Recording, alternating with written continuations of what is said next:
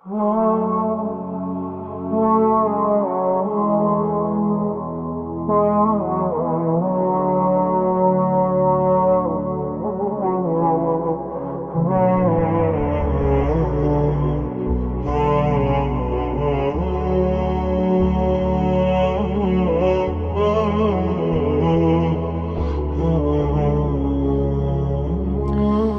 الله الرحمن الرحيم وبه نستعين. الحمد لله والصلاة والسلام على رسول الله محمد وعلى آله وصحبه أجمعين. رب اشرح لي صدري ويسر لي أمري واحلل عقدة من لساني يفقه قولي. اللهم يا رب اجعل القرآن العظيم ربيع قلوبنا ونور أبصارنا وجلاء همومنا وأحزاننا يا رب العالمين. برزان خوشويستان خوشحالين لزنجيري بينزام لتفسير سورة الكهف دقينو بخزم ديوي بريزو خوشويست لآيات جمارة بستدو حتى آيات جمارة بستو حفت بيواندي أو كمال آياتا لقر أو كمال آياتي بيشو كباس ما كل درسي رابردو لآيات كاني درسي رابردو خداي متعال باسي بشتيوانيو سن شانو هۆکارێکی پاراستنی خۆی ذاتی پیرۆزی خۆی کرد لە بۆ ئەو کۆمەڵە گەنجە کە چۆنچۆنی خوای گەورە پشتیوانیانی لێ کرد و چاودێری کردن و ئەوانی پاراست لە هەموو ناخۆشی و نەخۆشی و لە هەموو خراپەیەک. لەو کۆمەڵە ئاەتەی ئێستا ئەوڕۆ لە دەرسی ئەوڕۆ دەچینە خزمەتیان ئەویش خوای گەورە ئامۆژگاریمان دەکا کەوا ئەوەی کە بەڕاستی جێی مەبەستە لەو ڕووداوە ئێمە پند و سوود و قازانجی لێوەربگرین چێشمە چێشم و دەمەقاڵە و واروها بە دوای بابەتانێک دانەچین کەوا هیچ سوود و قازانجی تێدا نییە. لۆیە تاکە مەبەستێک لۆ باسکردنی ئەو ڕووداوە ئەو چیرۆکە ئەوەیە کە ئینسانەکان خوای بەحەق بناسن و هەروەها گرنگی و گەورەیی تەوحید و یەکتاپەرستی خوای گەورەیان لە لابی و بزانن قوربانیدان لە پێناوی خوای گەورە پلە و پایە و دەرەجەکی زۆر گەورەیە. خوای گەورە پشتیوانی ئەو زۆرە کەسانەیە. تەوەری دووەم مانای وشەکان ڕەجمەن بالغەیب واتە قسەکردن بە نادیاری. فەلا توماری یعنی قسەیان دەربارەی مەکە یان میڕاءەن ظاهرە قسەیەکی ڕوون و ئاشکرا. تستفتي ولا تستفتي برسيار مكة. ولبثوا مانوا أبصر أي بينيني تنبهيزا وأسمع أي بيستني تنبهيزا حكمه فرمان رواي واتلو بخوينوا ملتحدا بناقا. تولي السيام تفسير ليقدانو رافك ديني آية كان إيسا دتينا سر آيات جمارة بيستودو خدای گەورە سبحانه وتعالى دەفەرموێ باسی دوای ئەوەی کەوا ئەو کۆمەڵە گەنجەیە کاتێک چوونە ناو شار و ئاشکرا بوون حاڵیان لە خەڵکەکە بەدەرکەت کە سەردەمی کوفر و شرک بەسەر چووە. ئێستا سەردەمی تەوحیدە، سەردەمی خواناسیە، خەڵکەکە گەڕاینەوە سەر دینی حەق. ئەوەش بەڵگەی ئەوەیە کە ئەو ڕەنج و ماندووبوونەی ئەوان دایتیان پێش 300 ساڵ بەرهەمەکەی هاتوتە دی. ئێستا خەڵچێک لنوكاني أوان موحيدا ديني حق راستقينا برين لس ديني حق راستقينا. لو يلي رخواي سبحانه وتعالى باسي حالي كسكاني أو خدكا دفرموين سيقولون 3 رابعهم كلبهم ويقولون 5 سادسهم كلبهم رجما بالغيب ويقولون 7 وثامنهم كلبهم. طبعا ديار اخواي يقول باسي او چشمە دەکا دیارە لە کتێبەکانی پێشی لە تەورات لە ئینجیل حاڵی ئەو کۆمەڵە گەنجە باس کرایە. طبعا ئەوە لە سەردەمی عیسا پێغەمبەری بووە. خەڵکانی کەتینە چێشمە چێش دوای ئەوەی ئەو چەند سەد ساڵی کە تێپەڕێ لە دواییدا خەڵکێک هەستاینە خۆیان بە چ خەری کردیە بە ژمارەی ئەو کۆمەڵە گەنجە. لۆیە سەیەقولونە لە داهاتوو دوای بەسەرچوونی چەندین ساڵ بەسەر ئەو ڕووداوە چ دەڵێن کۆمەڵە خەڵکێک دەرێن لە داهاتوو 3 رابعهم كلبهم 3 کەس بوون کەسەکان چوارەمینیان کە لەگەڵیان بوو سەگەکەیان بوو کە بەگەریان کەوت. ويقولون كوماليش تدلين 5 سادسهم كلبهم نخير قسەکەین گۆ هەڵەیە وانە سێکەس نەبووە بەڵکو 5 کەس بوون شەشەمینیان سەگەکەیان بوو کە بەگەریان کرد لێرە خوای گەورە چ دەفەرمێ ڕەجمەن بالغەیب ئەو قسەی ئەوان دەیکەن ڕەجمەن واتە قسەیەک بوو بە نادیاری بە نەزانی بەبێوەی عیلمیان پێبی بەبێوەی بەڵگەچیان هەبیتن بەبێ هیچ بەڵگەیەک ئەو قسەیان دەکرد کەلیمەی ڕەجمەن بالغەیب کوردەواری خۆمان قسەی هەیە دەرێ پەلاری کۆرە واتە بەردەچی داوێ نازانی بەچێ دەکەویتن ئەو پێی دێن پەلاری کۆرە یان کابرایەک تەقەی بکە بەبێ ئەوەی ئاراستەی دیار بێ ئەو گولە دەڕوا دەستە چێن دەرێ حتمما دەگەڕێتەوە بە یەکەشی دەکەوی لێ قسەکردنی بەبێ عیلم بەبێ بەڵگە بەبێ دەلیل بەڕاستی یعنی یەک لەو شتانەیە کە خوای گەورە گلەیی دەکا ڕەجمەن بالغەیب قسەیەکی بغەیب کەلیمەی غەیب مەقسەدی پێچە واتە بەرچاویان ڕوون نەبوو لێیان دەزانی لێیان ڕوون نەبوو حەقیقەتی بابەتەکە چۆنە هەر لەو گۆڕە قسەیان لێ دەکرد ئەو جا ڕەجمەن بالغەیب یا ئەوەتە ڕەتدانەوەی قسەی ئەو کەسانەیە کە دەیانگۆ 5 سادسهم كلبهم 5 سادسهم كلبهم رجما بالغيب يان ردانوي تيني يكم كقوتيان 3 رابعهم كلبهم ويقولون 5 سادسهم كلبهم وات ردانوي هدو تينا كان او انا قصتي يان كد ببي بلغا ببي برتصاوروني ليه دا انساني ايمان دار دبي زور اگا دار بي مناقشه كردن يان دا مقالي كردن ببرداتوني بابته كعلم الدينيا براستي خواي قول او نوع مناقشه في خوزنيه لو يبيغمبري خوا دفرمي صلى الله عليه وسلم دفرمي انا زعيم ببيت في ربض الجنه امن كفالة دكم ضامن دستبر دكم قصرك لنا وندي بهشتي لو كسك لو شي لمن ترك المراء يعني جداله لو او كسي وادد مقالو تشيشمو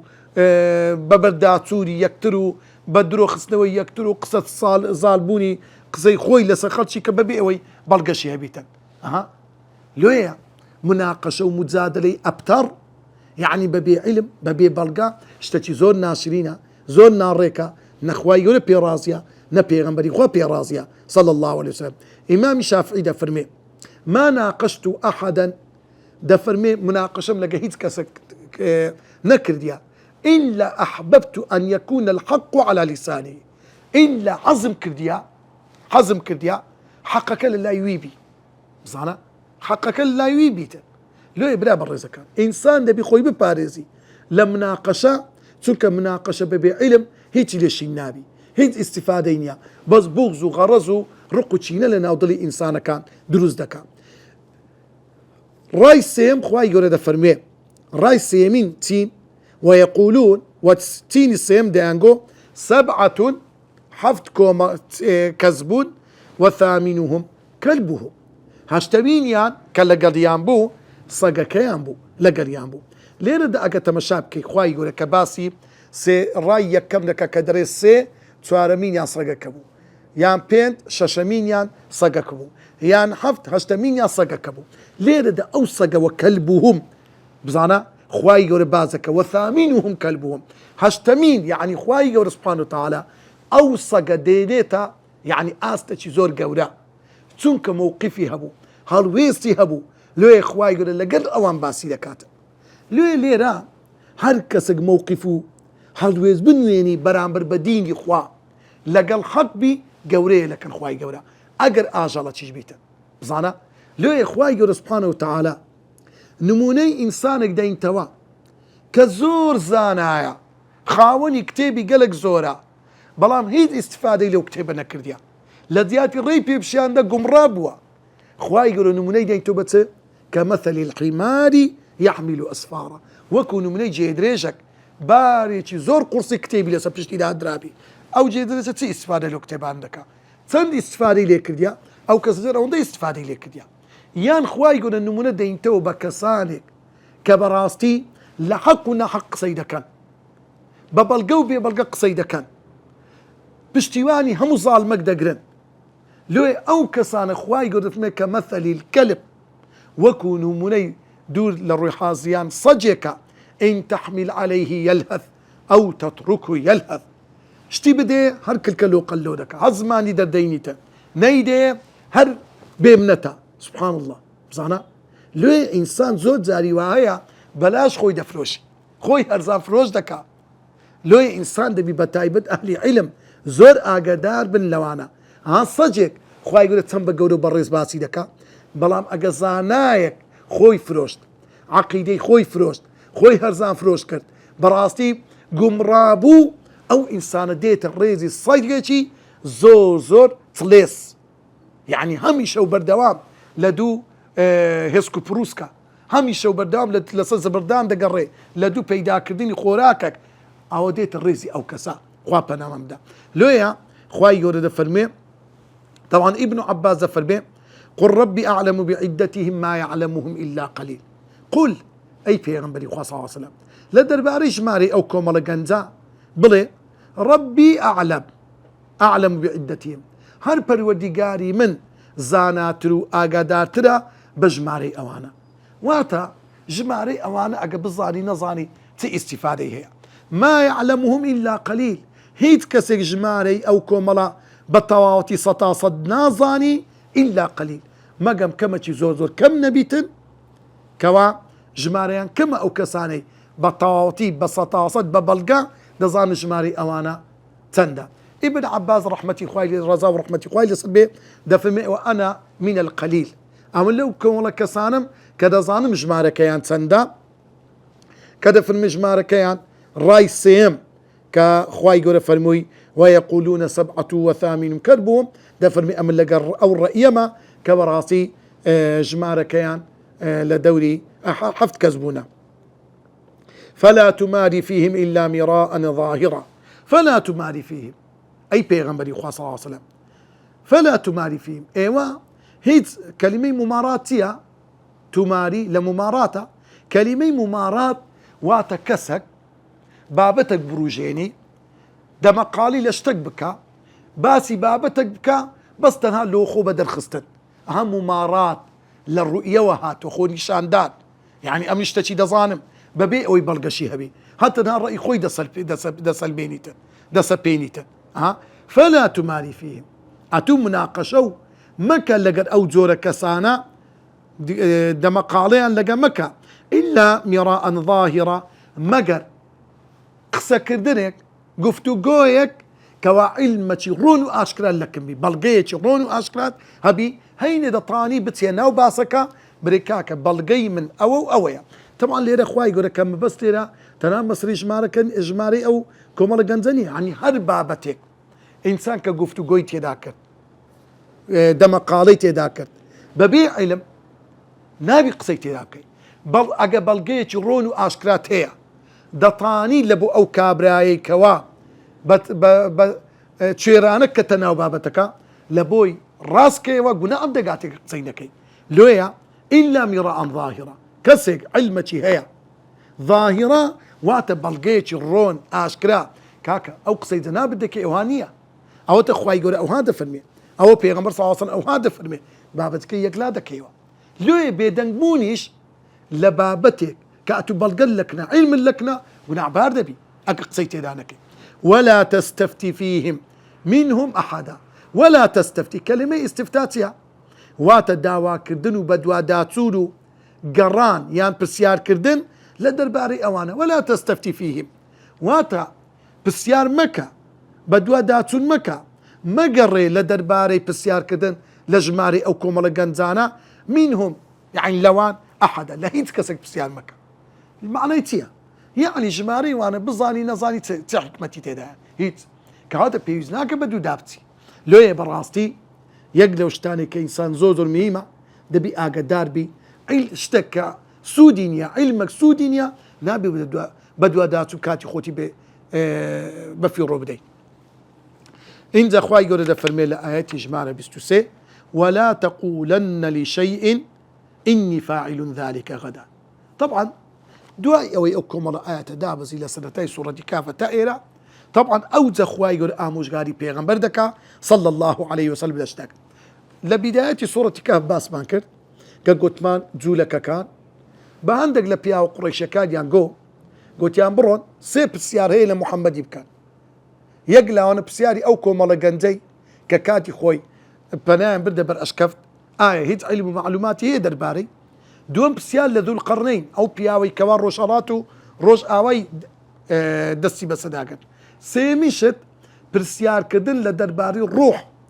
بزانا بيغن اگر او والامي او سي بسياري دانوا او نشاني وهي بيغنبرا اگر نيزاني او ديار براستي رازنا كاتن حاشاكي بيغنبري كاتن او كافرانا او مشركاني برين مكي هاتن بسياري اللي بيغنبر كت صلى الله عليه وسلم بيغنبري خوا فرمي برون بياني ولام تنددمو طبعا بيغنبري خوا نيفرمو ان شاء الله لويا تنها لبر يك هلا كبيغنبري خوا بسهوداتو نابا نيفرمو ان شاء الله جواب تنو خوا يقول يك مانك وحي راقد هيج وحي يك دادا بس لويا كخوا يقول ليرا اموشغاري بيغنبر دكا اقدادي دكاتو ولا تقولن لشيء هرجيز بالتأكيد هيت قصيق نكن لدرباري هشتك لشيء هشتك يعني ما رشتك بسوكا سبين دسما مكتبه كاكا بري ان شاء الله ان شاء الله يلوتيا كاكا او بربيو بيكشكا دبي بري ان شاء الله لويا ولا تقولن لشيء حتى يكبر او تخوار دوا يعني كقود بري آوي دخوموا إنسان بري إن شاء الله دائما كلمة ولا تقولن لشيء إني فاعل ذلك غدا من بياني أو شيء كم ببراوي يعني ببي منت ببي أو كوا حساب لو يبكاتب راس توخبري أمن دتسب أو شيء كم ببي أو بري بويستي خواي جورا إلا أن يشاء الله إلا كاتك أتدري أو شيء كم إلا أن يشاء الله كبليت لكاتك كدري بياني أشتي دكم دبي إلا استثناء شي بكي بري أي يشاء الله أجر خواوي استيلا سربي أمن أو إشي دكم هم ظانت مشابكا خواي يقول تسمى بالتأكيد باسي أو بابة دكم لو كلمة إن شاء الله معنيتها يعني خواي يقول قوي استيلا سربي يعني إنسان دبي بظاني أجر ويستو قدرتي خوا نبي أجر بشتيواني خوا نبي لبوتو والله ناطاني يقم أو خوي ويقم أو اللي دبت الزهر أو اللي دبيتها لتياتي جيانت بيبدا البيدا مري سنكسيا ليه أما كناني دخوين آوي دخوين هاد إيشك دكين دارين بسم الله ليه إن شاء الله يعني خوا أجر ويستيلا سربي أجر خوا يقول سبحانه وتعالى أمر إرادي لسشتق نبي همو دنيا خربيتها والله يقلق منانج بي بقسمة النبي يكفر آويج بي بيدنا خريتها ليه زور مهمة ليه خوا يقول دمان بستيته وبوي بويستو قدرتي خوا بظانا همي شأتو عبدتي زعيفي بيويس ببشتواني خوا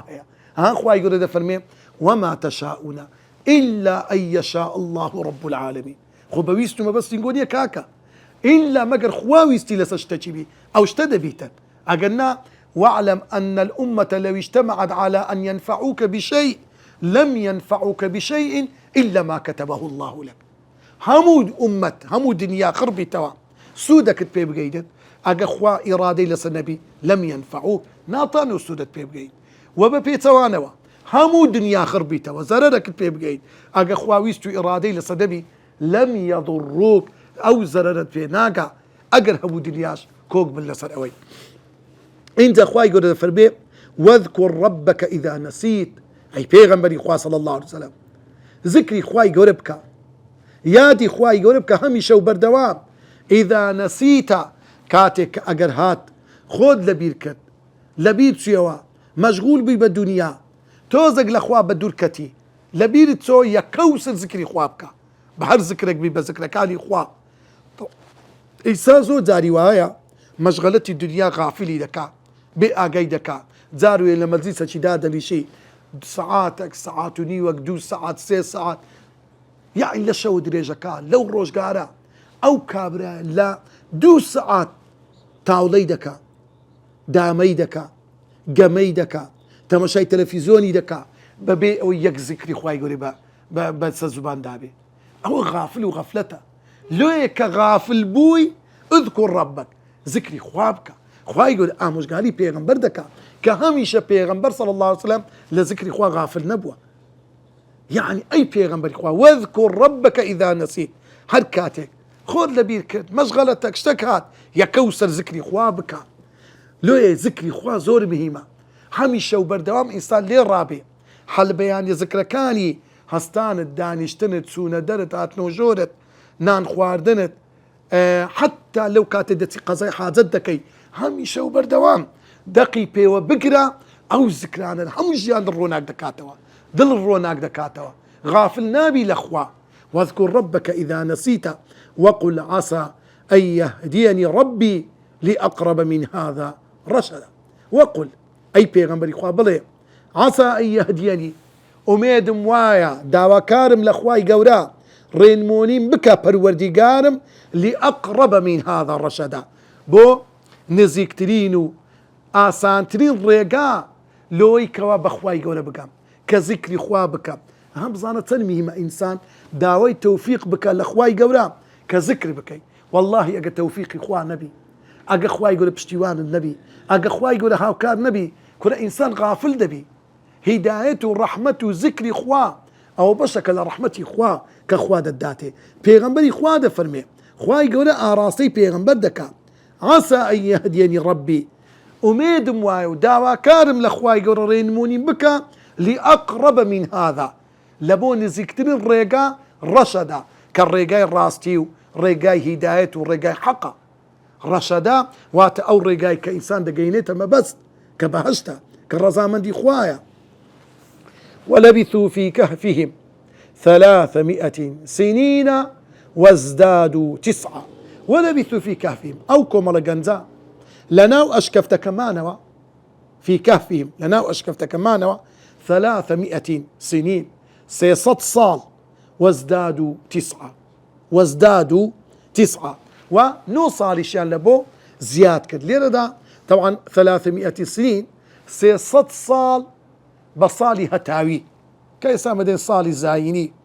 كمشهورة صالي زايني 600 صالة همو صالي زاين يك صالي زايني تندي فرق لقى صالي مانجي يعني بينك صالي كوتي يازدروش فرقة 600 صال نور يازدروش ليه دربي يعني هالصالي يازدروش ليه دربيني بالضبط ده كان نو صال 600 نو صالي مانجي هجري يعني او كومالا جنزا بحسابي ما صالي زايني 600 صال ماينو ادي بحسابي صالي مانجي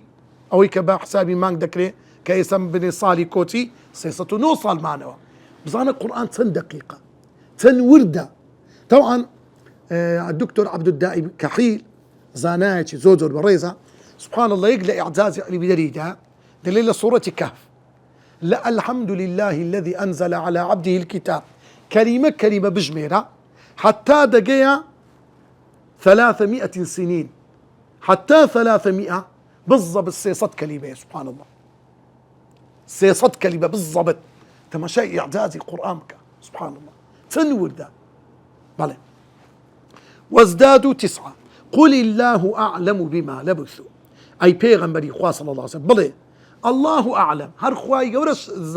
آقدار زانايا بما لبثوا بو ماوي كوا إيوان أوان تيدا ماينوا معنى يقول الله أعلم بما لبثوا يعني هر خواي قول آقدارا بماوي بالضبط بدقيقي بوردي كإيميلي آقدار كرتوا وهر خواي قول آقدار حالي وابوا كتون سوري أواني باراست له غيب السماوات والأرض شارع وكاني آسمان وزوي هموي لكن خواي رونا له واتا لكن إيما الشاراوية أو شتان الشاراوية لآسمان كان لزوي بلام لكن خواي قولا عالم الغيب والشهادة أبصر به وأسبع انت خواي قولا دفرمي براستي خواي قولا سبحانه وتعالى زور بنرى وزور بسرى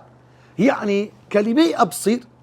لزماني عربي وأسمع به أو لزماني عربي تبيروتري أفعلي تعجب فعلي تعجب تن خواي قورا بينيني لبو همشتكان تن بهيزة بيناي خواي قورا تن شت بردكا هیچ تقنية ببيت بربست لنيمان أوشتاني كخوا ديبيني هیچ تقنية ببيت بربست لنيمان بيستني همو داواكاري كاني عبد بندكاني خوي كاتي كاوان إعلاني توحيد يانكر خواي يقول تسنزوان حالي أو كومر جنزاني بيني وتسنزوان قسكاني واني بيست كبريتي بولا بيك برستني خواي يقول بزانا كلمة توحيد تنقوريا بزانا أهلي توحيد تنقورا لك الخوا أجا خويا براسي له خوا يقلاك ما لهم من دونه من ولي ما لهم من دونه هيد أو كومر جنزانا وهمو إنسانا إيمان دارا كان ما لهم من دونه دقل أخواي قورا هيد اشتيتيان نية من ولي لبشتوانك ولا يشرك في حكمه أحدا ولا يشرك في حكمه وهيد كسيق لحكمه بالريارة كان إخواي قورا لفرمان رواياتي إخواي قورا هيد كسيق ناط أوانا هيد كسيق كي شريكيان لخواي قورا بالريارة داننا دقل أخواي قورا هيد حكم بالريارك نادنا دس هيت كسيك نايجيرنو لبو هيت كومالا كسيك لو يا اخواي قلت ما هانا ايوان هاد لا ايوان وابو كوا حكمه بالريار فرمان رواتير اخواي قوريا لو ولا يشرك في حكمه احدا لا حكمه لبريار داني اخواي قورا هيت كسيك ناكن هاو بش اخواي قورا واتلو ما اوحي اليك من كتاب ربك لا مبدل لكلماته ولن تجد من دونه ملتحدا اي بيغمبر اخوان بخوينوا ما أوحي إليك لو قرآني بوحي لبودي من كتاب ربك لا قرآني بيروز لكتابي خواي قورا لا مبدل لكلماتي أو قرآني كوا أو وحيي كوا هرجيس لا مبدل لكلماتي هيت قرآن كاريك لبو شكاني كلمة كاني هيت كسي ناطرين دسكاري بك هيت قرآن كاريك بس داناي لا مبدل لكلماته كوا هیچ بە هیچ شێوازێک گۆڕانی بە سەردانایە و تەکانی خوای گەورە هیچ کەسێک ناتوانێت بیگۆڕێت وەلەن تەجیدە من دونه ملتحدا و هیچ کەسێک جگە لە خوای گەورە سبحانه وتعالى هیچ پەناگەیەکی دەست ناکەوێت جگە لەو پەناگەی کە پەناگەی خوای گەورەیە یعنی خوای گەورە ئەگەر ئینسانی عەبد و بەندەی خۆی پەنادا ئەگەر خوای گەورە سبحانه وتعالى کەسێک چووە پەنای وحی خوای گەورە لجير كتاب وقرآن ووحي خواي قورا جياني بسر برد والله باشترين پناقا خواي قورا لبوي دوزي توا هيت پناقا نيا باش لو پناقا لو شويني حوانوي كخواي قورا خوي لو دابين خوي لو دابين دكا هروكو تسون أصحاب الكهف كاتك پنام برد بر توحيد كاتك پنام برد بر پيامي خواي قورا اواني باراست خواي قورا قوري كردن خواي قولة تساوديري كردن خواي قولة كردنيا معجزيك حتى روج قيامته لكلامي خواي قولة دقو باسيا باس بكري توري سوارم سودو بندا علي دراوكالي اوتسن آية بيروزا يكم دور كوتنوو خو باراستن للي كولينوو قسا كردن درباري بابتك كبيوزنيا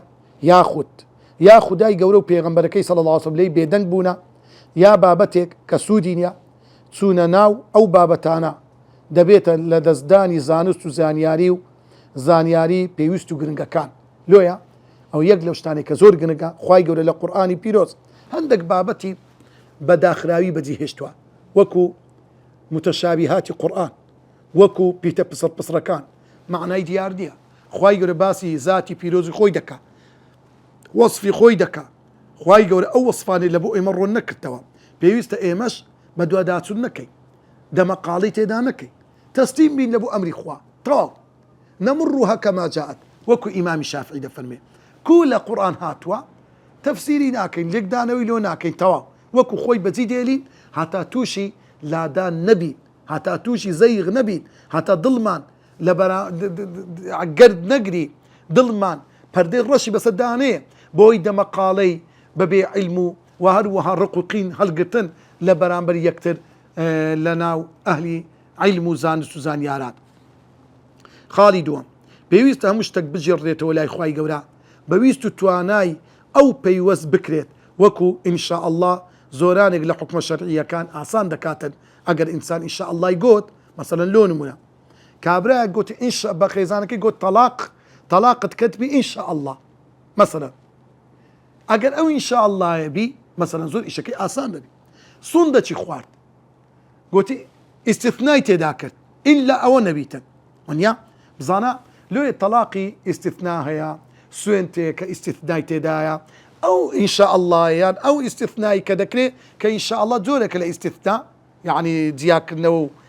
بابەتەکە هەندێک لە بابەتە گشتیەکە ئەوە بەڕاستی حکمە شەرعیەکان ئاسانتر دەکات سەر ئەو کەسی کە قسەکە دەکا سوکتە دەبیتن. خاڵی سێم خدای گەورە ژمارەی ساڵەکانی بە ساڵی زاینی یان عیسایی و کۆچی لێک داوەتەوە ئەوەش لەبەر ئەوەی کە بەڕاستی بابەتەکان کە هەر ساڵێکی زاینی 11 ڕۆژی فەرقە ئەو 11 ڕۆژەکە لێک بدرێتەوە دەکاتە 9 ساڵی کۆچی دەکات 309 ساڵ بە ساڵی کۆچی. خاڵی چوارەم خدای گەورە چاکترین بینەر و بیسەرە بەم دوو هۆکارە خدای گەورە بەهانەی بەندەکانی خۆی دێت هەر کەسێک خدای گەورە چاودێری بکات پێویستی بە هیچ پشتیوان و یارمەتیەکی تر نابێتن. خاڵی پێنجەم ئەوەی خدای گەورە تووڕە دەکات و وا دەکات بەهانەی بەندەکانی نەیەت پشتکردنیانە پشتکردنی بەندەکانیان لە بەرنامە و پەیامی خوای گەورە هەر کەسێک پشت لە پەیامی خوای گەورە بکە پشت لە تەوحید و یەکتاپەرستی خوای گەورە لەو عەبدە تووڕەیە خوای گەورە ڕووی ڕەحمەتی خۆی تێناکە ڕوونکردنەوە. لە دەربارەی ئەو سەگەی کە خوای گەورە باسی کرد ئایا حکمی ڕاگرتی سەگ چییە؟ ڕاگرتی سەگ لە شەریعەتی ئیسلام دروست نییە. پێغەمبەری خوا صلی الله علیه وسلم دەفەرمێ من اقتنى كلبا إلا كلب صيد أو ماشية نقص من أجره كل يوم قراطان. من اقتنى كلمة اقتنى لزماني عربي معنيتها واتهل بو خوشي ببي بيوستي سەگەکی لە ماڵی داناوە وەکو ئێستا بوویتە عورف و عادەت کابرا توولەیەک گوزی لە سەیەک لە مارە ڕادەگریتن هەل لە بۆ خۆشی یعنی ئێستا بوویتە عورف و عادەت مۆدیلە وانیا دڵمان پێی خۆشە هەر کەسێک سەگەکی ئەوها ڕابگری کە ئەو سەگە سەگی ڕاوێ نییە یان سەگەک نییە کابرا ساحیب مەڕبی برێن پاسەوانی مەڕەکەی پێ بکە سەگەک نییە کابرا دوژمن کابی برێ وەڵا هەتا لە دوژمنەکەم بە ئاگا بێ هەر کەسێک سەگەکی بەبێ پێویستی ڕابگری پێغەمبەر دەفەرمێ صلی الله علیه وسلم نوقص من ئەجره لە پاداشتی ئەو کەسە کەم دەکرێتەوە كل يوم هەموو ڕۆژێک قیراتان دوو قیرات لە خێری لۆ کەم دەکرێتەوە کە لە پێغەمبەر یان پرسی صلی الله علیه وسلم قیرات مەقسەد چەندە پێغەمبەر فەرمی بە قەدرایی چێوی ئوحدە کەواتە ڕاگرتی سەگ لە بۆ پاسەوانی لە بۆ مەڕدار لە بۆ ساحیب دوژمن ئەوە دروستە کابرا مەسەلەن پارێزگاری لە گوندە مەسەلەن پێویستی پێیە بەڵام ڕاگرتنی سەگی ماڵان کە هیچ زەڕور و پێویستیەک نییە ئەوە دروست نییە پێغەمبەری خوا لەگەوەیەتی کە هەموو ڕۆژێک دوو قیرات لە خێری لێ کەم دەکرێتەوە. خاڵی دووەم دەمەقاڵە و چێشمە چێشمکردن شتێکی ناپەسەندە لۆیە ئینسان ئەگەر بەبێ زانیاری دەمەقاڵە و مناقەشە بکە بەبێوی علمی هەبی لە بابەتەکە ئەوە بەڕاستی حرامە لۆیە پێغەمبەری خوا دەفەرمێ صلی الله عليه وسلم ما ضل قوم بعد هدى كانوا عليه إلا أوتوا الجدل. ما ضل قوم هیچ قومە گومڕا نەبوونە دوای ئەوەی هیدایەت و ڕێنمونی تەواویان وەرگرتیا ئیلا بەچ گومڕا بووینە ئاخیری بەهۆی ئوتو الجدل تووشی مناقەشە و دەمەقاڵە و وەکو لە پاشان پێغەمبەر و ئاەتی خوێندەوە صلى الله عليه وسلم ما ضربوه لك إلا جدلا بل هم قوم خصيمون. ها ئەوانە بەڕاستی إلا مجادلە و دەمەقاڵە بەبێ علم مناقەشەیان دەکرد لە دەربارەی تو ئەی پێغەمبەری خوا بل هم قوم خصيمون خەڵکەکی بەڕاستی دوژمنی تو بوون ئەی پێغەمبەری خوا. هەر کەسێک بە لەبیر چوون ئەگە شتێکی کرد طبعا گوناحی لەسەر نانووسرێ لۆیە پێغەمبەری خوا دەفەرمێ صلی الله عليه وسلم رفع القلم عن أمتي قلمي گوناح نووسن هەستا لەسەر لە ئومەتی من دەفەرمێ پێغەمبەری خوا صلی الله عليه وسلم رفع القلم دەفەرمێ قەلەمی گوناح نووسین هەستا لەسەر چێ یەک لەوانە النسيان يعني كسر بهلا بلبير سون الخطأ والنسيان واستكره عليه كسك بهلا شتكي بكا يان كسك لبيري سوشتكي بالروجية نيزاني آي خواد الروجية كي بيناش بلبير سون ئەوە ڕۆژەکەی پێ بەتاڵ نابتەوە هەر شتێکی بەلەبیر چوون ئینسان کردی گونەعبار نابیتن. بەڵێ خاڵیشتر وتنی ئینشاء الله. طبعا وتنی ئینشاء الله لە شەریعەتی ئیسلام زۆر گرنگە. لۆیە پێغەمبەری خوا صلی الله علیه وسلم چەند نمونەک دەینتەوە. یەک لەوانە پێغەمبەر دەفەرمێ سولەیمان پێغەمبەر 100 خێزانی هەبوو، دیارە لە شەرعی پێشتر بووە، دروست بووە ئەو ئافتانە، سوێندی خوارد فەرمی واللهی دەبی ئەو شەو سەرجەیی لەگەر هەر 100 خێزانەکەم کەم، هەر یەکێ لە خێزانەکانم یەک سوار چاکی باش یعنی کوڕیان بی منداڵیان بی سوار چاک بن. بەڵام پێغەمبەر دەفەرمێ لەم یەحنەث سولەیمان نەیگۆ ئینشاء الله، نەیگۆ ئینشاء الله. لۆیە کە سولەیمان پێغەمبەر لەم یەستەثنی نەیگۆ ئینشاء الله، کە نەیگۆ ئینشاء الله دەفەرمێ تەنها نیو منداڵی بوو، یعنی یەک منداڵی بوو، منداڵەکەشی ناکام بوو، ناتەواو بوو، لۆ لەبەرەوەی نەیگۆ ئینشاء الله. و پێغەمبەری خوا باسی یەئجوج و مەئجوج دەکات، دەفەرمێ ئەو سەددەی کە ذوالقەرنەین دروستی کرد هەموو ڕۆژێ قەومی یەئجوج و مەئجوج دێن بە قەدرای یەک حەڵقەی ئەوەندە. پێغەمبەر پەنجەی خۆی هەلێ کرد ئەوەندەی کون دەکەن، دەڵێن با بچینەوە سبەینێ دەینەوە تەواو دەکەین کونەکەی، کە سبەینێ دێنەوە کونەکەەوە چ خۆی لێ هاتیە دیسان بە قەدرای ئەوەندە کون دەکەن حتا ڕۆژی قیامەتێ، حتا ئەو کاتی کە خوا ئیرادەی لەسەرا کە ڕۆژی قیامەت بێ یەکەچیان بەبیری دێتەوە. دەڵێن زان لۆ کون ئەو کونەی کە ئێمە دەیکەینە تا سبەینی وەک خۆی لێ دێتەوە، چونکە نارین ئینشاء الله، ئەو دەدەرین ئینشاء الله دێینەوە، کە دێنەوە لە بۆ سبەینی کونەکە وەک خۆی مایتەوە، گەورەی دەکەن لی دێنە دەرێ، کەواتە وتەی ئینشاء الله زۆر گەورەیە. لۆی هەر لە بۆ خۆشیش دەجێڕنەوە دەڵێن کابراهێک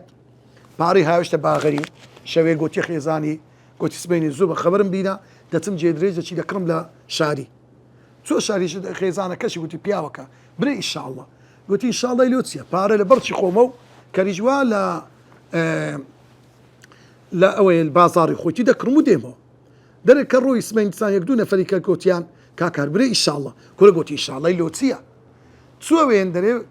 جێدرێژی بکڕی مەعامەلەی کە دوویستی پارەکەی دەرگ لە بەرچی تەماشای کرد پارەکەی لێ دزرایە